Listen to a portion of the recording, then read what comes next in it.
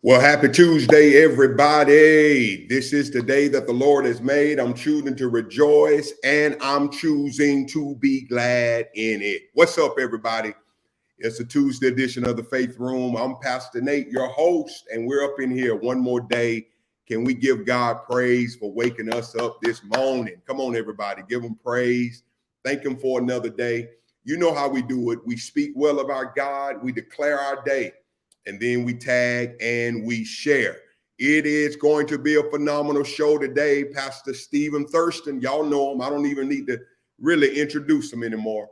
He's in the room today, helping us kick off this new discussion today on when I missed the shift. Come on in, everybody, and do what we do best. Let's declare, let's tag, and let's share. Let's get it going today. Pastor Nate's going to do the very same thing on my end. Let me get this party started. Happy Tuesday, everybody. Come on up in this thing today and let's prepare for a great day, Faith Room. Let's do it. All right. Come on, guys. We've been well over 300 every day, 300 plus every day. And so we're excited about what the Lord is going to do in this place on this morning. So come on, everybody. Get in the room. Pastor Stephen Thurston. Y'all know he brings it every time. Bring your pad, your pencil, something to capture these notes with. Amen. Gina Lou said, talk to the King Tuesday. I hear you, G. I hear you. Come on in, everybody. Let's go. Let's go. Let's go. Let's go. The co-host is coming shortly. As soon as I get her thumbs up, she will be in the room. And hopefully she had her coffee today. What's up, G? Cherie? Good morning. All right, I don't even need you to do. I did your Faith Room. Thank you so much. What's up, Cherie? Hey, y'all. What's up, Nate? I'm in here, y'all. She here. She medium Cherie right now. She gonna get it to tomorrow. Give her to tomorrow. She'll be what she needs to be. Yeah, give me till tomorrow. What's up, Cherie? We praying for you. Everybody's been texting me. I'm like, y'all didn't watch the show yesterday. Why y'all texting me? Thank you. I got a few text messages and some inboxes. So thank you guys so much. You are loved, Cherie, and we miss you. I miss you yesterday. Nobody to pick on yesterday.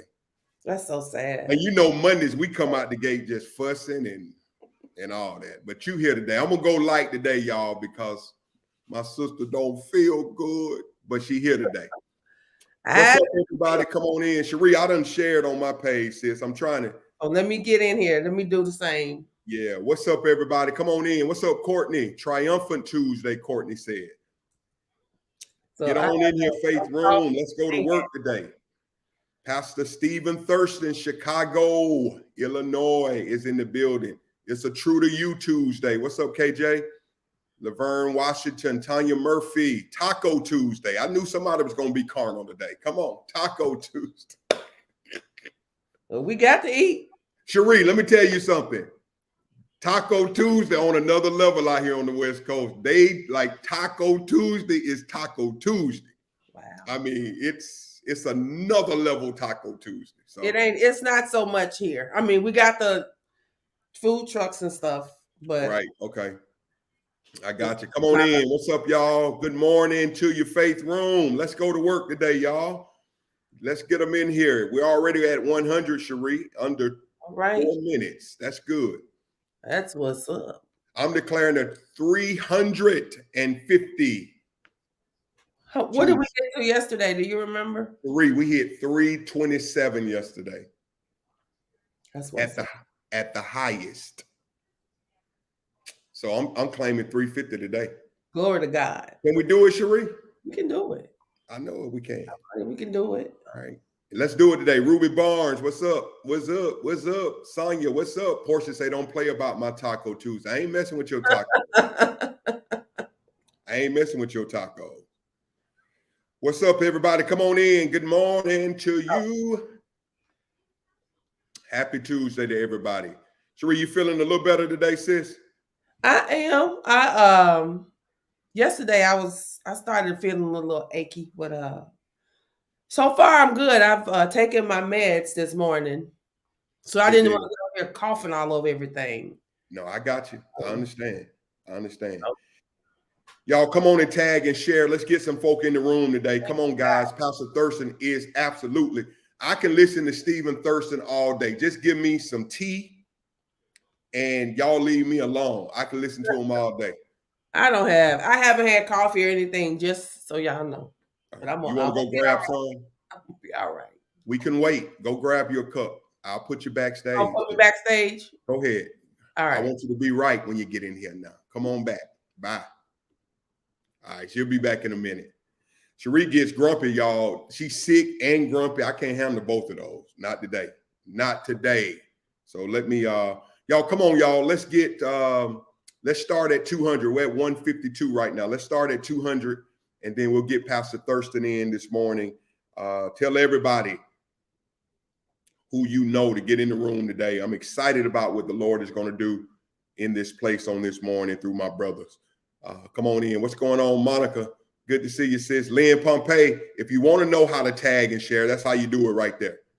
That's how you do it right there. Right there. That's how you do it. Tag and share. Verna, good to see you, minister. God bless you. Renee. Mother Jessie says a thankful Tuesday. What's up? Michaela, I see you. You're tagging. I see you, Michaela. Pastor Torvak is at work and tagging. That's my brother there. He's at work and still tagging folk in. What's up, Cassandra? Teresa said, get well, Cherie. I see it. That's good, guys. All right, come on, y'all. Let's do this thing. Let's do this thing. Declare your day. Tag and share. Let me go on and do that right now. Let me keep tagging right on my end. We're at 162. Let's go. We're almost there, y'all. 200. 200. I've seen Pastor Thurston's notes, and y'all in for a treat today. I'm telling you right now. Anybody you know who's failed or missed, get them in the room. Anybody you know who has failed, who's missed, get them in the room today. Come on, let's do it, y'all. Let's do it. All right, Laverne, good to see you. Sherry Hall, what's up? Tear down negativity Tuesday. Come on, I received that. Tear down negativity. I like it. Kill the drama. Minister Sadale is in the room. Yes, sir. Let's go, y'all. 171. Let's go. We're almost there. 30 away, and I'll start. We always start at the 10-minute mark. What's up, Pastor Todd? Candace Jones. I see you, girl. I see you. I see you. Come on in. Donna White. I see you. God bless. Hey, y'all, I haven't done this in a while. Let me know where you're watching from. If you're up in the room, let me know where you're watching from today. It's a turnaround Tuesday. Come on. San Diego, I know you're up in here. What's up, Shelly Monroe? Y'all pray for Shelly. We're praying for God to do a miracle in her body. Shelly is in Las Vegas. Shelly, love you, girl. I'm going to hit you up today, Shell. I'm going to call you today. I promise. I promise. I promise. Praying for Shelly, y'all. Healing right now, Jesus. In the name of Jesus. In Shelly's life. Let's believe that. Let's declare that she's healed. What's up, Diary? Good to see you this morning. 198, y'all. Come on. Let's go. Where Jesus lives. She says Central Arkansas. TJ, represent, girl. I see you. Atlanta, Georgia in the room. Come on. Rep your state and city. Come on. San Diego, Emerald Hills in the house. All right, good to see you. Good to see y'all. Let me know where you're repping. Where you're repping. Hyattsville, Maryland in the house. All right, good deal. What's up, Hyattsville? All right, good deal. Hyattsville. Good to see you. All right, there go my co-host. All right, San Diego is in the room. San Diego is in the room. Where you watching from? North Little Rock. Arkansas is in the room. Come on, come on. North Little Rock. What's up? What's up? Monticello, Arkansas. Monticello, all right. All right. San Diego, I see you, Dago. Dago. All right. What's up, Keisha Hayes? I see you, girl. Tony Toomer said Mactown. Mactown. That's Macon, Georgia, if you didn't know. Can anything good come out of Macon? I did. What's up, Rich Miller? East Chula. Rich Miller. What's going on? Hey, Shay. Nudie Johnson is in San Diego. Vanessa Freeman in Chicago. Chicago is in the room. Come on, y'all, tag away. Cherie, we're at 2:10, sis. I think I'm going to get started here because I don't want to take any of Pastor Thurston's time. But that tag is so important, Cherie. Yes, let me share right quick. All right, share it on your page, and I'll get it in. Watching from Vegas, all right? God bless you. All right, come on, guys. Get them in the room today. Let's go. Delilah and Lynn understand. I'm sure I missed some others who Lynn are Pompey. tagging. I'm just going to give Lynn some Chick-fil-A money to go to Chick-fil-A. Because she done filled the room. Yes, sir. What's going on? Mira Mesa. Eugene Griggs. Cleveland, Ohio is in the room. That's Cleveland there, baby. Okay, good morning, sir. Town. What's up, Gene? Good to see you, man. Love you, brother. I met this brother, man, years ago, Cherie, in the barbershop in Cleveland, and he's a pastor. He was a pastor out there, but met him in the barbershop. We still tight today. Wow. Yep. Hey. He's in Chi-Towns. I'm sorry, Cleveland. C-Town. We got Florence, South Carolina. What's up, Florence? Yeah. Victor Johnson. What's up? All right, we're at 2:24. Come on, tag away. Let's go.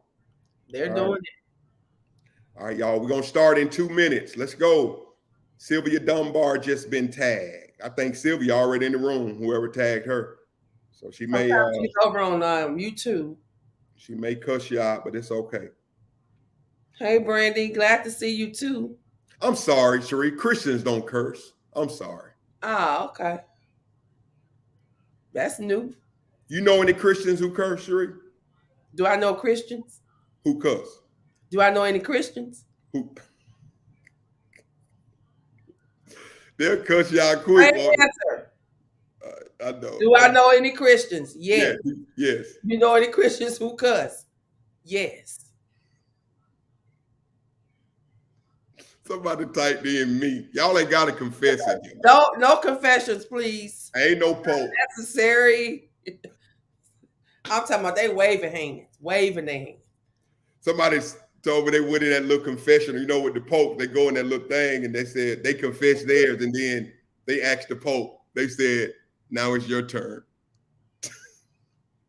They didn't ask the Pope, but not the Pope, the priest. You know, the priest. They tried to make me laugh. It was kind of dry, you know. It was they in here testifying. Come on. Y'all are so real in the faith room. Let me get my brother in. Y'all, welcome to the faith room. My brother, the baddest dressing man in America, the fashion guru. If you ever tell him that you get that from Macy's, he's going to cuss you out.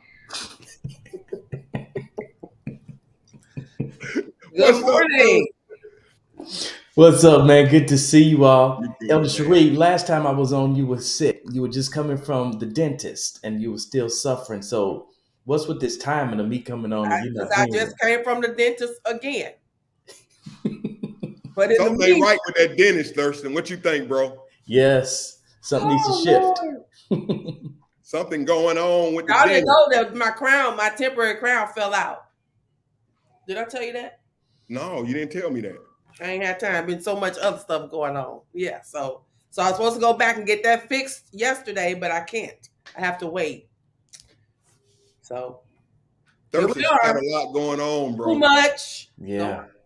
But we love you and you're here. And our brother gonna teach today. So all we gotta do is shout and push him. That's all we're gonna do today. Listen, guys, Pastor Thurston, I can go back, Macon, Georgia. I met Pastor Thurston years ago, man, and we just remained connected. And when you talk about biblical scholarship, out of the box scholarship, not tied to tradition scholarship, that's Pastor Stephen Thurston. So if you don't like new thoughts and new ideals and new concepts, he may not be the person to follow. But when you look at a man who's just real, I love him. He's a brother. And whenever I need him, he's available, man. Even if he's on the road, he's been doing retreats and step out of retreats to come in the faith room and then go back to teach other pastors. So, man, I love you, brother. Listen, faith room, we're beginning a new series today, and y'all keep tagging and sharing for me. When I missed the shift. All right. Somebody type that in. When I missed the shift. Type that in. when I miss the shift. And the question is simply this today, guys: can I recover? When you miss, when you fail, when you fall, when you disobey God, when you walk out of his will, when you're not in alignment. And Cherie brought this to my attention when we were kind of looking at where do we go next. She said, Nate, what do we do when people miss the shift? And we don't really talk about that. How do I recover? Is my life over? Is this the end for me? So thank you, Evangelist. Type that in, when I miss the shift. And I'm going to release Pastor Thurston now to help us. For everybody who's missed, come on, guys, you just missed. You know what God said, you didn't do it. You bumped your head, you fell on your face. I'm up in here for all of it today. Yeah. And so let's welcome back to the room my brother, my friend, our friend to the faith room now, Pastor Stephen Thurston, Chi-Town. Bro, you got it, man. Do what you do, bro. Thank you. Always a pleasure again to be here in the faith room. We're talking about recovering from failing and missing it. And I'm going to, as Pastor Nate said, I kind of come from a different angle with everything. And so I want to do that again today. I've got to be consistent in being authentically me. And so my response to the question that's been posed today is this: I hope you fail. I know we're talking about recovery, but I'm telling you today, everybody on here that's tuned in, those who watch it later, it's my desire, it's my prayer that you fail. And I know you're saying, well, Stephen, why would you say that? Let me help you to understand. As an athletically inclined team, I decided my freshman year, Pastor Nate, in high school to venture into some uncharted territory. Whereas the majority of my peers pursued basketball, baseball, or football, I decided to direct my focus towards the ice. It was after compiling my research and my requirements and my resources, I was prepared to make my requests known to my parents about the decision that I'd made, about the direction that I wanted to shift my athleticism towards. So I sat them down at the table and said, Mom, Dad, I've decided that I'd like to pursue competitive figure skating. There's a void of African Americans in the sport, particularly males. And if you partner with me in this pursuit, my research shows that the endorsement deals alone down the road will verify that this was a worthy investment of your resources and my time. Well, after that conversation, I won. Equipment was secured, a coach was selected, and a training schedule was established. And so with my sights set on success, I entered the arena for my first ice skating lesson with the mindset, I'm going to dominate, Elder Cherie. But to my chagrin, that first lesson turned out way different than I expected. Out of those 3 hours that I was on the ice, 2.5 of those hours were spent on the ground. As the coach dismissed me that evening, anger and irritation wouldn't allow me to remain silent. I had to speak my piece. I turned to the coach and I said, ma'am, my parents are paying you well, very well, to train me to become a successful skater. So why is it that I just spent 2.5 hours not being taught to skate, but rather being pushed to the ground? Why did you insist on making me fall over and over and over again? The ice is cold, coach. Why would you keep pushing me down towards the ice? The coach looked at me and said this. She said, Stephen, do you want to be successful in this sport? Do you want to win competitions and rise through the ranks? I said, of course, that's why I'm doing this. She then uttered words that would forever change my thinking, Faith Room. The coach said to me, Stephen, before I could introduce you to an axle, a camel, or a toe loop, I had to first introduce you to falling. Because over the course of your career, you'll spend more time on the ground than on your feet. And if you don't learn how to fall properly, future falls might leave you fragile, fractured, and frustrated, and ultimately finished with this sport. She said, Stephen, not knowing how to fall could be fatal to the forecast of your future. Wow. Retail stores, libraries, Kindles, and even Audible accounts are overflowing and replete with content seeking to supply us with secrets for success. While books and blogs and workshops and conferences abound, equipping individuals for success, what we really should be training and preparing for is failure. And somebody is sitting there asking me why. Great question. Because failure is more common than success. And if we're honest, we fear failure and misunderstand failure, and as a result are grossly unprepared for failure. So when failure comes, we're either fractured or we view the situation as final. And today, the Faith Room is kicking off this new series. When you miss the shift, can I recover? And as we venture into this topic, my admonishment and words of encouragement to you this morning is this: I hope you fail.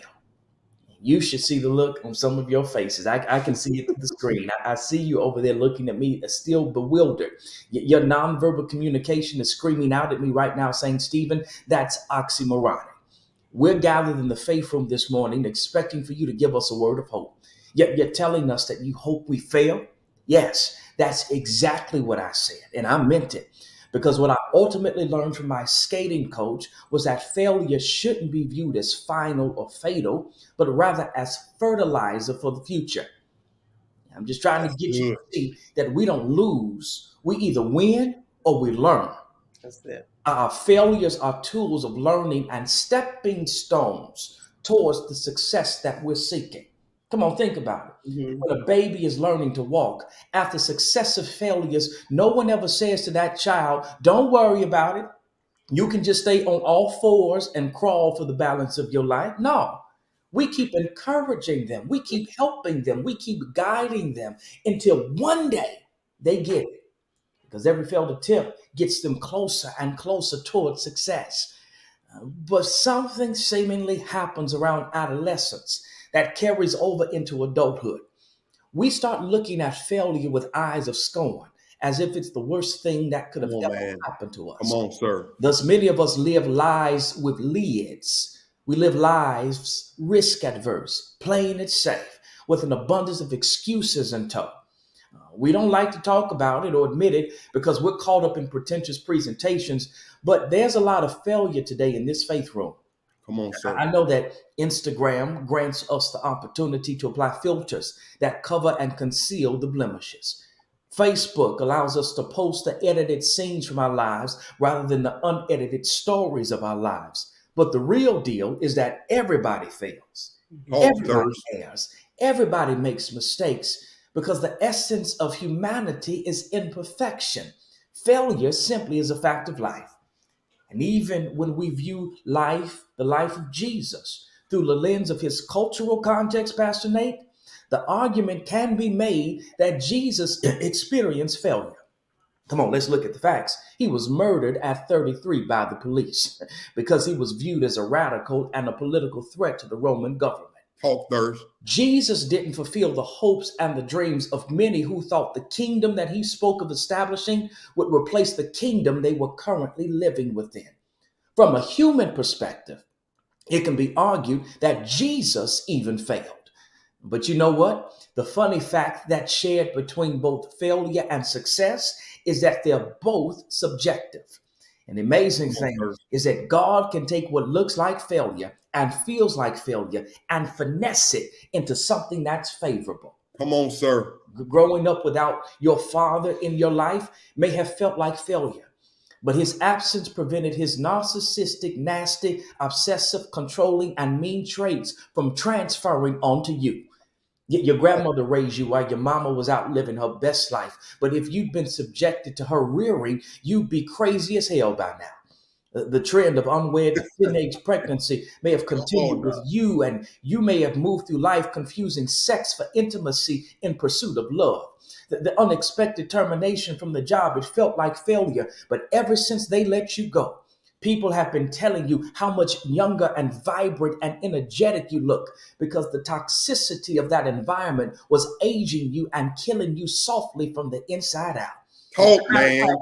You hadn't had a vacation in years. And this rest period that God gave you through this period of COVID is just giving you time to breathe before God hooks you up with an opportunity that you hadn't even been looking for, that's more aligned with your passion and your purpose in your life. In the moment, it looked like failure. Talk, But I sirs. promise you, it can turn out to be favorable.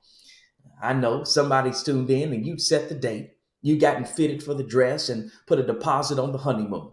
But a month before the ceremony, somebody slid into your DM and revealed some insightful information concerning the content of your significant other's character.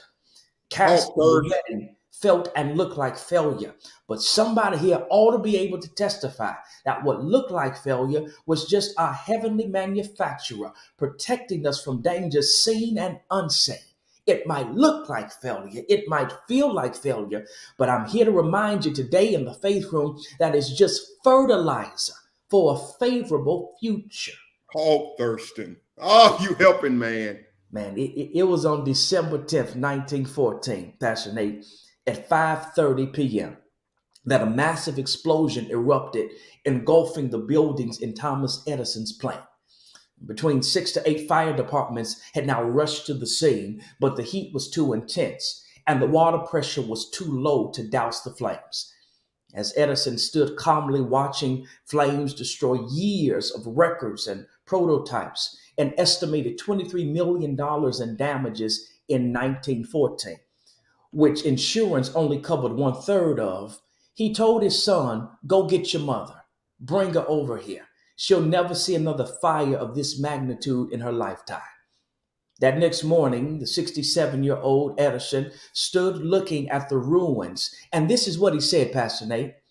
There's great value in disaster. All of our mistakes were burned up last night.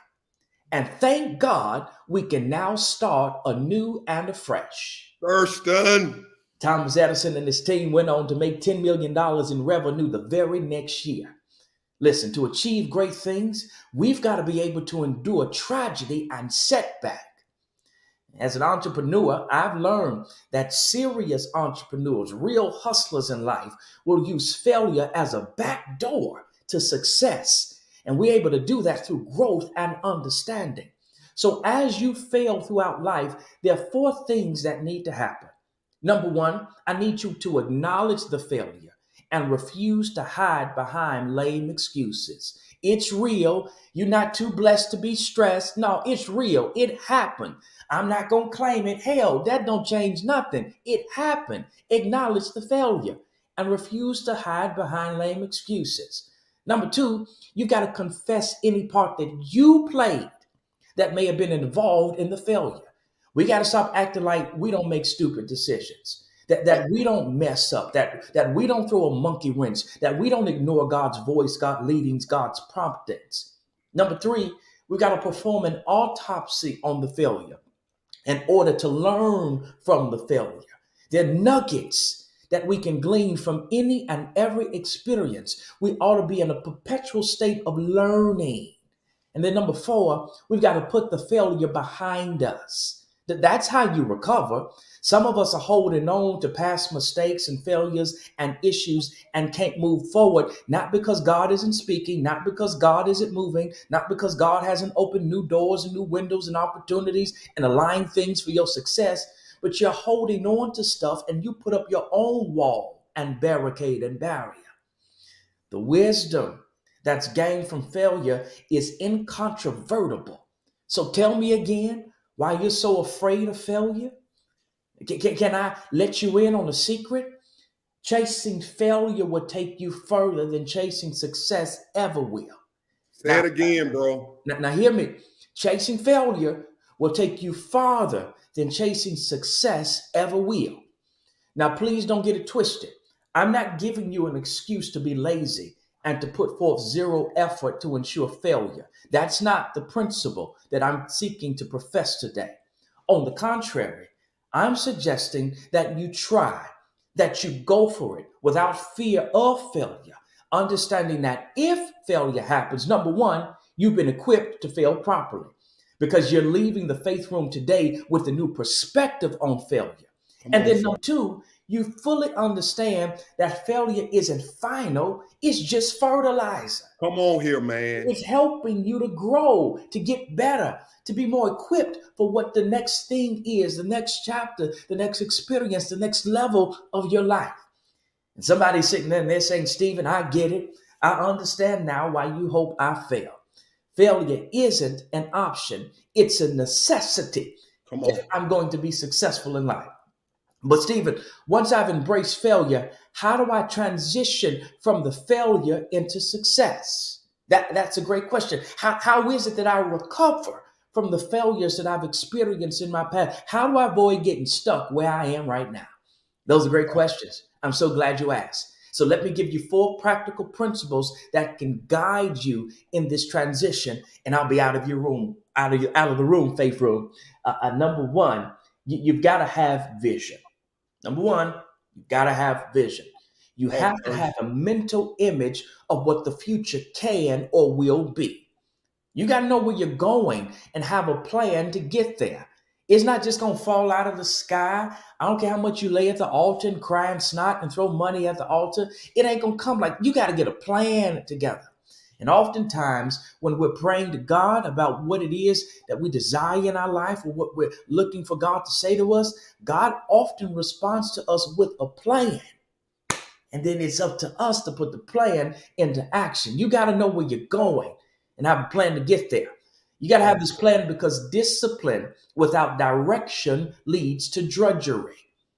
And after today, I want you to make a determination that you no longer have goals. You have upcoming events. Because Pastor Nate, when we say we got goals, those seem just so far off and out of reach. But when we change our language, it can change our mindset and our activity. No, I have an upcoming event.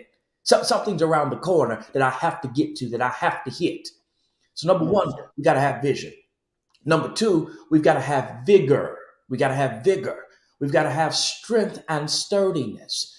Joe Frazier said it best. Champions aren't made in the ring. They're merely recognized there. It's the work. It's the labor that we go through. It's the difficult times and the hard times. It's the struggle. It's when we have more month than we have money. That's what makes us and creates us. Anyone that we encounter who has achieved some level of success in life, they'll tell you it ain't about where I am, but rather the journey that got me here, that equipped me to be here. We got to have strength and we've got to have sturdiness. So not only do we have to have vision, not only do we have to have vigor, number three, we've got to have valor. We've got to have valor. Valor is the courage in the face of danger. Talk, man. I've mentioned, and Pastor Nate has mentioned, my entrepreneurship endeavors. And I've discovered, I'm pretty sure that I'm talking to some entrepreneurs who turned in today. Entrepreneurship is dangerous terrain. It ain't for the faint of heart. And I want to encourage the entrepreneurs that are tuned in today that you don't let the process punk you. Say it, Thurston. You got to have courage. Because stuff is going to come from you from all angles. People that you thought were going to be there to support you and help you, they'll be the ones that'll turn around and steal your customer base. They'll do things to undermine you. People in the ministry space, you thought that the mentor was going to turn it over to you, but they were just dangling the carrot for you, sucking the life out of you and your prime years out of you. And then just when you thought it's going to be your turn, they pull somebody else in. That narcissistic personality disorder kicks in and they've sucked everything out of you. Now it's time to suck the life out of somebody else. That's another sermon for another time. But you got to have valor. You've got to have courage in the face of danger. Don't let the process punk you. Number four, you've got to have virtue. You got to have some virtue. You got to have moral excellence. There's got to be goodness on the inside of you as you go through this journey. There's got to be righteousness on the inside, because sometimes the tough times and the difficult times can make us callous. They can harden our heart. And there has to be some moral and ethical standard that you set and you live by. Come on, sir. Because being down for a period of time will cause you to consider cutting across the field, working some deals underneath the table. No, moral excellence and goodness and righteousness, because karma is coming. That table, it'll turn on you. Come on, Thurston. The reality of the matter is that what's in you will eventually come out of you, because people can't consistently behave in a way that's inconsistent with who and what they really are. And so you got to make sure that as you're on this journey of your comeback, of recovery, that you do so with moral excellence. Fifth and finally, after we get done with virtue, there's victory. Listen, I want to encourage you today that you're going to find success.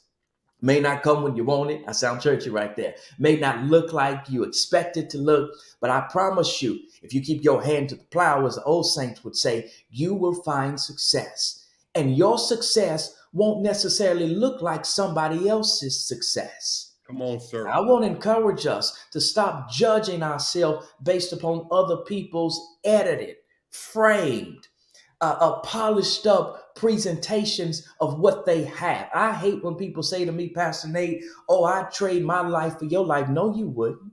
Come You on, don't Thurston. understand what goes on behind the scenes. You don't know what it takes to keep my grass looking as green as it does. You don't know how much fertilizer. I'm substituting the word fertilizer for what I really want to say. How much fertilizer it takes to keep this thing jumping over here. You might not be able to handle what somebody else has been through. Remember now, success is subjective. So stop measuring your chapter 2 against somebody else's chapter 22. Say that again, Thirst. That is Stop so measuring critical, bro. yourself based Oh, on where they are. God created you and created them on purpose, for a purpose, with a purpose. And we all have a different map. We all have a different speed at which we're running our race. Enjoy your race. Enjoy the journey. Because here it is. At the end of the day, what goes up must come down. You ain't going to always be at the top. So enjoy the process, because the process will actually equip you to sustain you a whole lot longer where you're going than if you got it real quick overnight. It ain't about getting it, it's about keeping it. And wow. what you're going through now is just building up the character of what you need on the inside to keep what it is that you're asking God to bless you with. Faith Room, that's my time today. I hope you fail. Wow. Come on, y'all. Give God praise. I hope you fail. Listen, different perspective, but also true. Cherie, Yeah, you up in here with me, girl? I'm in Listen, here. powerful. Pastor Thurston, you mentioned that fertilizer, man. We don't like to we don't like to talk about the fertilizer, the yeah, seasons of our lives, man, that didn't smell good, that didn't look good.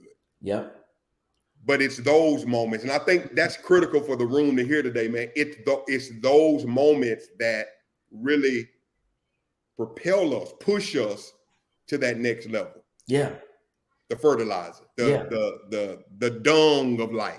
Yes. Yeah, my coach, she really literally changed my life and perspective and thought process when she kept making me fall, because I'd Man, that's seen good. other skaters try jumps, axles, triple axles, all of that, and they didn't land it properly. And that's no problem that they didn't land it properly, but how they failed is what created the injury that took them out the game. And in Man, her that's so teaching good. me how to fall properly so that I wouldn't injure myself, it helped me to rebound and recover a whole lot quicker. And That's so good. those lessons that we get in the down moments, in the hard moments, in the trying moments, that's what really helps us to bounce back even quicker. Everything that I encountered. So I used to work for Reverend Jesse Jackson and my father at the same time. Growing up with my father prepared me to work for Reverend Jackson because they had some similar levels of crazy. What I experienced working for Reverend Jackson equipped me to deal with black church people, because he had black church people that are working at Rainbow Push. And so their crazy and ignorance prepared me for the crazy and ignorance of the people that I pastored. Wow. That's Pastoring good. that church then positioned me to do a more effective and efficient job when I came to Atlanta to help out Pastor Smith at Greater Child's Rest, because I'd seen some of that crazy before. I'd seen some of the failure before, so I knew how to respond and rebound to it. So every experience literally equipped me for what I would encounter in the next chapter of life. And if we take that perspective on our failures, it will really take some of the stress out of what we're dealing with, change our mindset to be more emotionally healthy, even as we endure some of the things that we face in life. That's so good. Man, I like this first point you made. And maybe, and you've been in the church a long time, acknowledge the failure and refuse to hide. Thurston, I say this all the time because I've been I've been a part of those, I guess, squads in the church that didn't want to acknowledge my failure, man. Yeah, yeah. And people wonder now, and Thurston, I've had people to tell me, Nate, you're too transparent. Because when you share, and again, I understand when you share, how you share, being Yes. wise when you share. But Yes. I just believe, man, that there is help behind my testimony for the kingdom. How do you encourage us to be honest, man, because here's what the church has done. They're judgmental. Not every church, but Sure. the church. Y'all get what I'm saying. Yeah. People are judgmental. People will talk about, they'll tell you to come to they'll tell you the church is a hospital, but you tell them you're sick, then they talk about your sickness. Yes. How do we get out of this mindset, man, of being afraid of our truth, Thurston, because we fear people, bro? And that is a big thing right now. Grown folk don't fear God, but I fear what other people gonna think about me or say about my fertilizer. Can you hit on that a minute? And I'll let Cherie, if she has any questions, Faith Room, type in your questions and I'll get them up for Pastor Thurston as well. You want to hit that point on acknowledgement, man? Yeah, let's hit it. So I think the first part of that, Pastor Nate, is excuse me, we as faith leaders have to call out other faith leaders in other churches for the cannibalistic culture that Christendom has created. We are the only entity that eats its own, kills them and kicks them when they're down. Wow, Thurston. So we have to call that out and first acknowledge the failure of the church, big C, at that level. This is what we do. This is the culture that we've created. And so we as leaders have to reverse that culture. And you're doing it. You're modeling it. We as leadership have to be honest and transparent and authentic.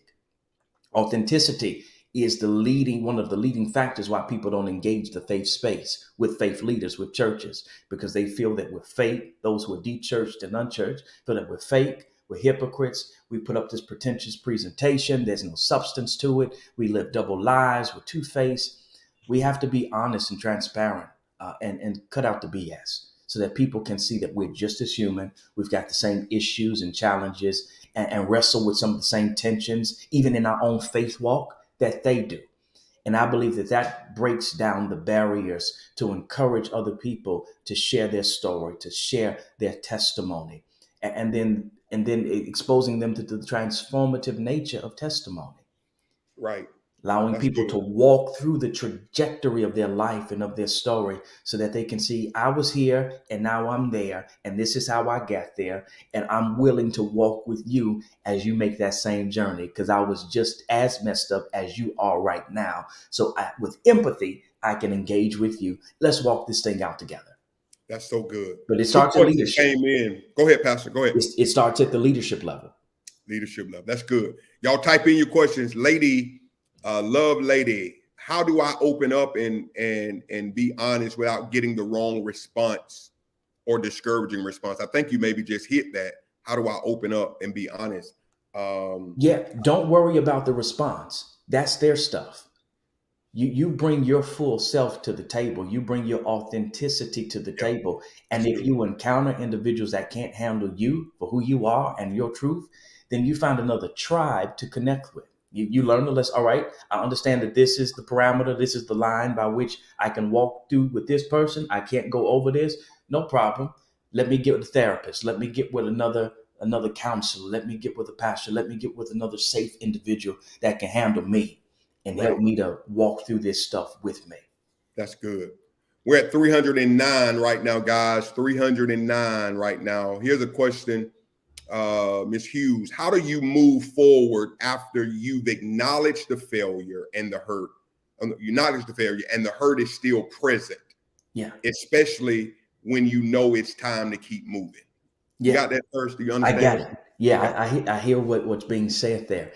So we celebrate the fact that you've acknowledged the failure. Yes, the hurt is going to be present. There's a process of grieving. Any loss, small or big, it's going to impact us. And so we have to go through that process of grieving. There are 5 stages of grieving. You can Google that on your own. And don't allow anybody to rush you through the grieving process or that hurt process. But you say you know it's time to keep moving. So the question that you have to ask yourself is, why aren't you? Do you suffer from codependent tendencies? Do you have a codependent personality disorder? Do you have self-worth, self-esteem issues that you feel, I can't let them go? I won't be able to make it unless I stay connected. There's some deeper questions that you need to ask yourself. That's not about them. That's about you and why you know something is unhealthy, but yet you continue to go back to it. Wow. That's an inner issue that you got to flush out and give yourself grace as you move through that. And it could be something that you don't recognize. And if you've heard me on the Faith Room before, I believe in Jesus and therapy. So no shame in getting a therapist who might help you unpack some of why you're doing what you're doing that you don't even recognize as the source. Wow. That's good. That's good. Asia. And y'all type in your questions. We're on good time. Pastor Thurston wasn't long-winded. He ain't long-winded. So we got good time to get your questions. Let me see here. Asia, do you think people should process through the situation they're sharing before sharing with the public? I've shared things prematurely and allowed my feelings to be hurt. When I share an issue, I process and accept it. It's easier for me to share without feeling ashamed. So what's your advice there, Pastor? Yeah, for sure. You have to be mindful of why you're sharing publicly. Some of us share publicly because we like the attention. We're not trying to get hurt. We're not trying to be healed. And I'm not saying, Asia, that this is your scenario, but we're talking to a whole lot of people here. So it's going to hit somebody, fall in somebody's lap. A lot of us like to stay victims rather than become victors because we like the attention that being a victim gets us. And so we share, overshare. If one finds themselves oversharing, again, that speaks to an internal issue. And it's not about that particular matter that you're sharing. There's something deeper on the inside of you. There's some other hurt. This is just a presenting issue. You sharing and oversharing, that's a presenting issue. There's something deeper there. So yes, process it through and consider your why. Why am I sharing this? And what am I hoping to accomplish by sharing this publicly? If you're not connecting and sharing it publicly with people who can bring you to a place of resolve, then it need not be shared there. It needs to be shared in a space with the purpose of resolve coming.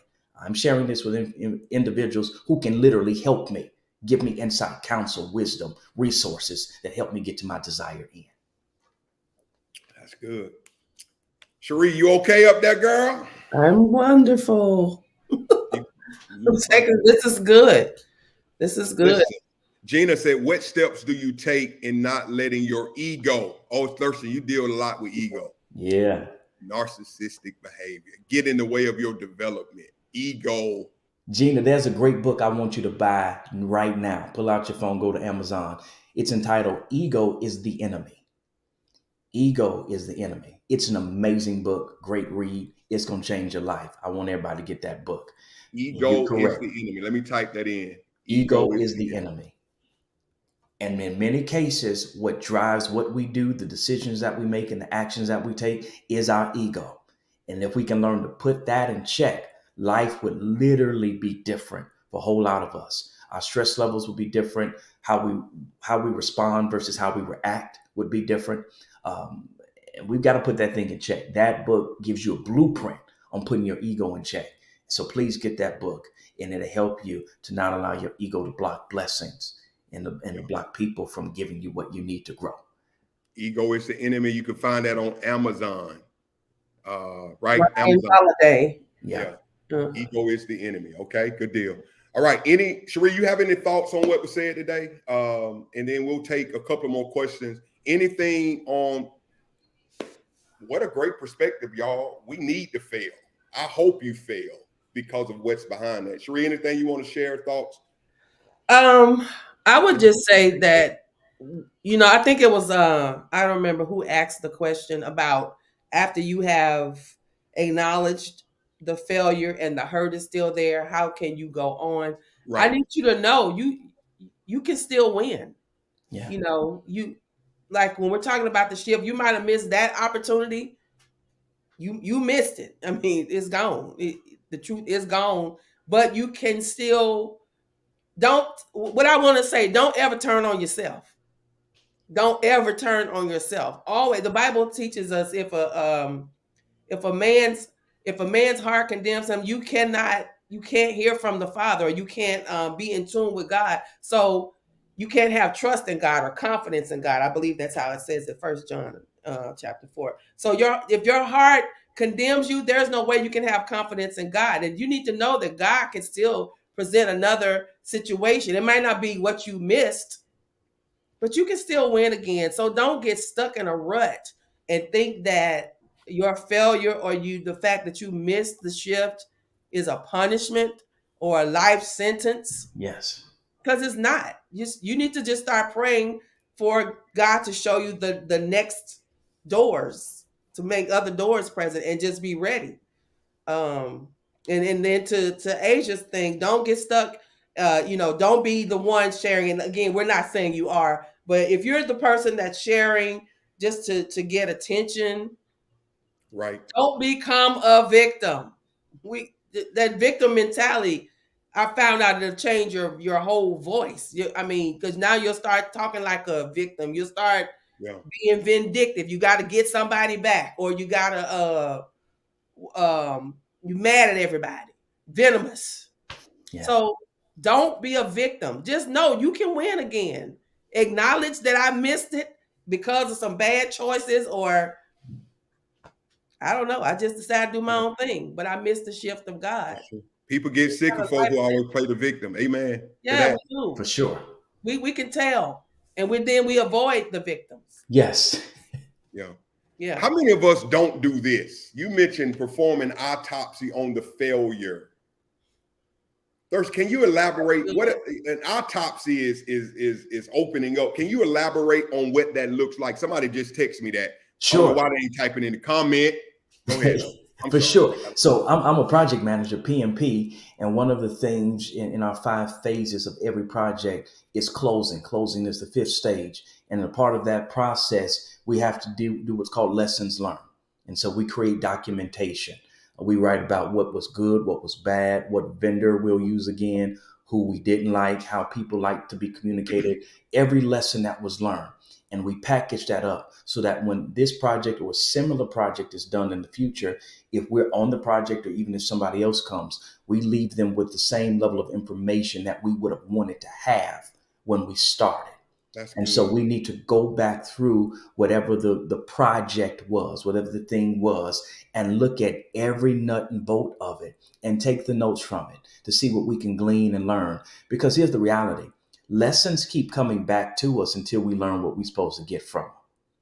And so if we got them notes and we see something similar, oh, okay, I know how to operate. I know how to move around this. And so creating that autopsy, opening it up, examining what happened, looking at where we dropped the ball, where others dropped the ball, quicker to point the finger itself than we are other people. And that helps us to glean and to grow from that experience. Wow. Here's a pastor, Pastor Thurston. As a pastor, how do you overcome failing in ministry? Failing in ministry. Yeah. That's a great question, man. It is a great question. Let me back into it. How do we define success in ministry? Because I think that we've bastardized the definition of success in ministry.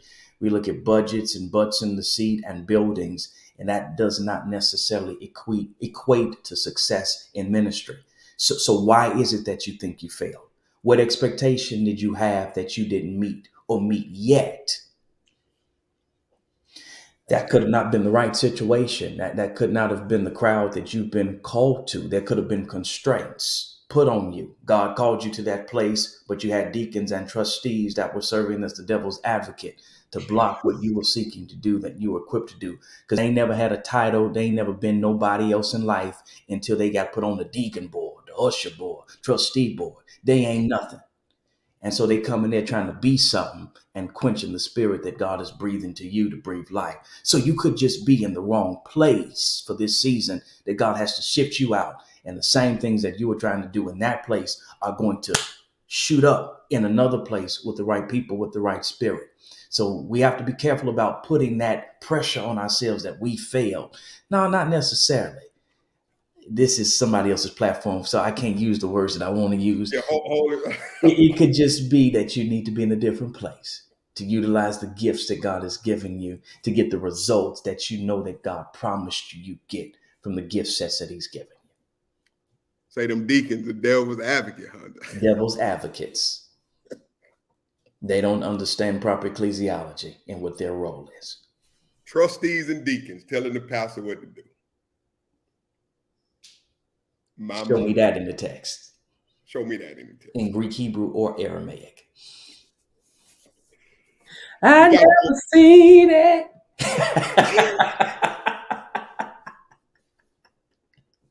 anyway, Pastor, great question. How do you balance? I'll take one more question, y'all.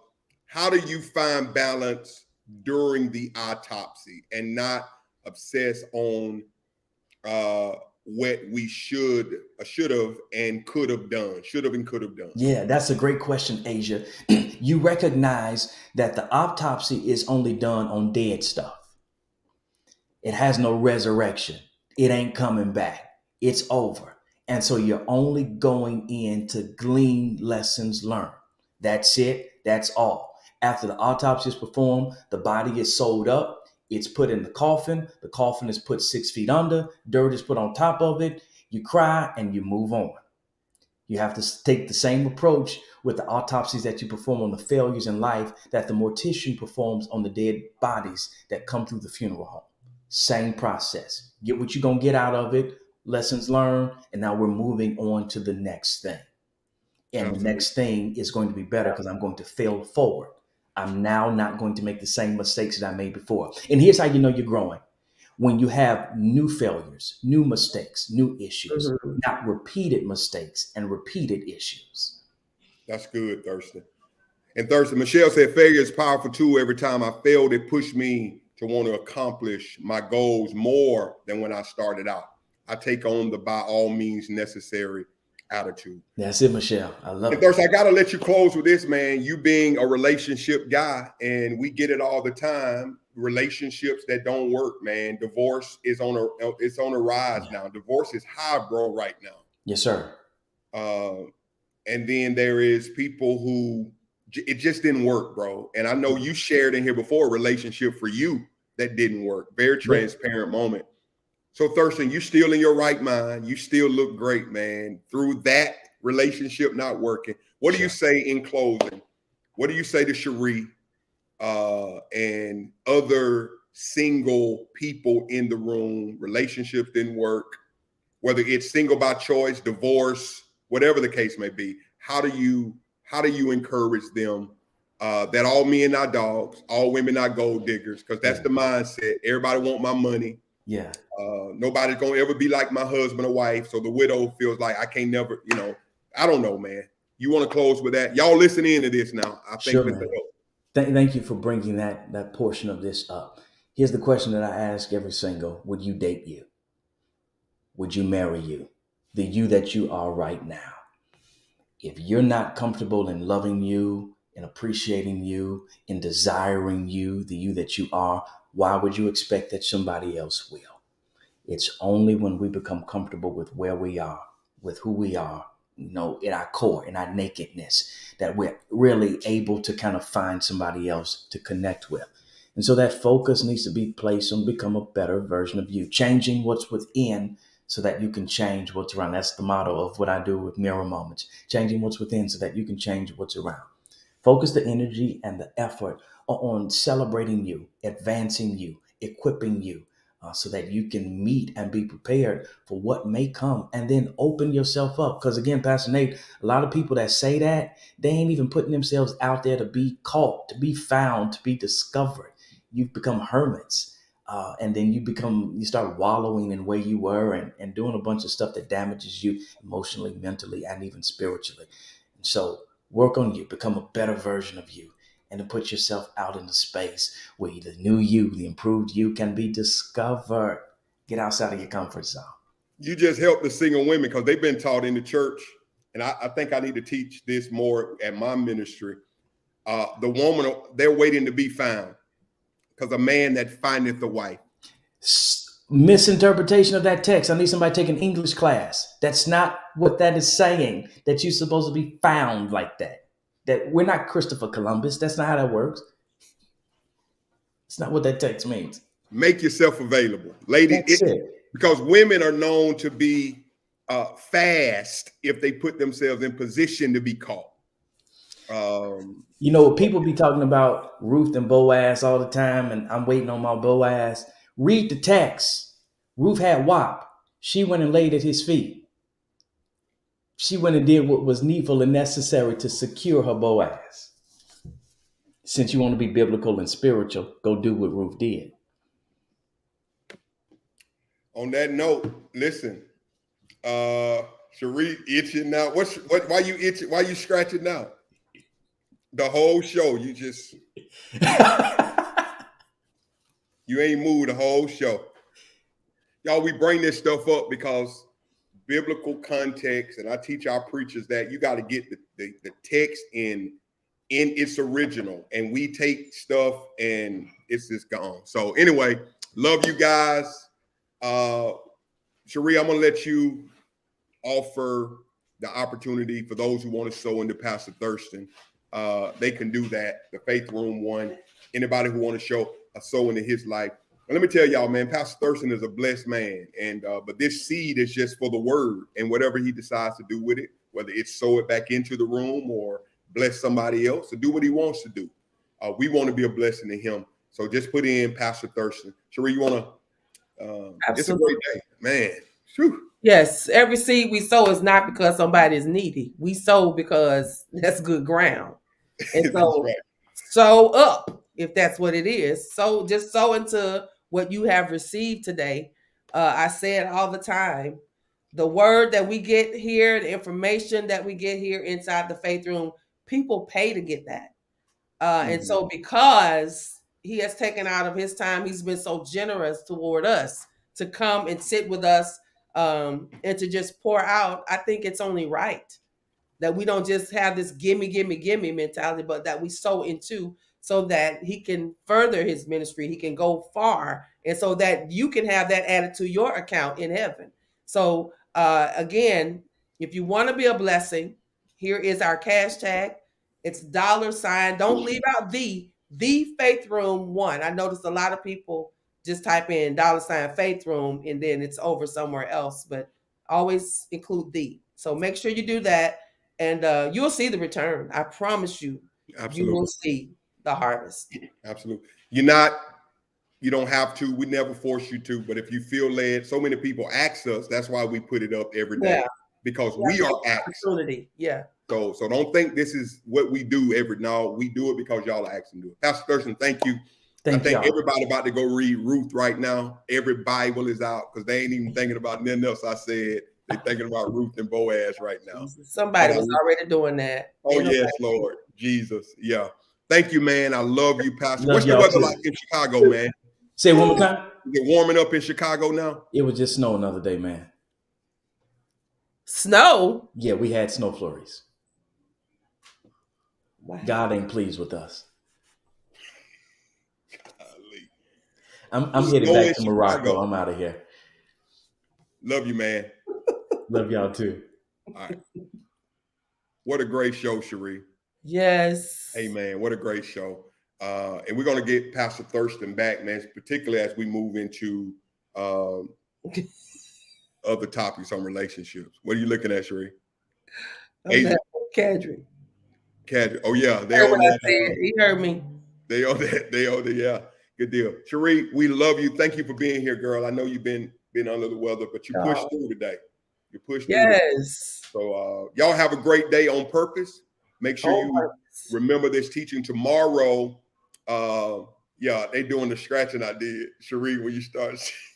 No, I'm not. No, I said, you said everybody reading Ruth. I said, honey, folks was already doing that. Ain't nobody. Ruth said, come on now. I call it. Okay. I love you, girl. All Look, right. real people, real concerns, real solution. If you don't want it real, don't come in. Don't come in here. I love y'all. Let's pray out. Father, we love you. Bless this day. Thank you for my brother, Pastor Thurston. We love him. And God, I pray that we will sow into his ministry and to his life. Bless his health. Bless his mind. Thank you for his scholarship.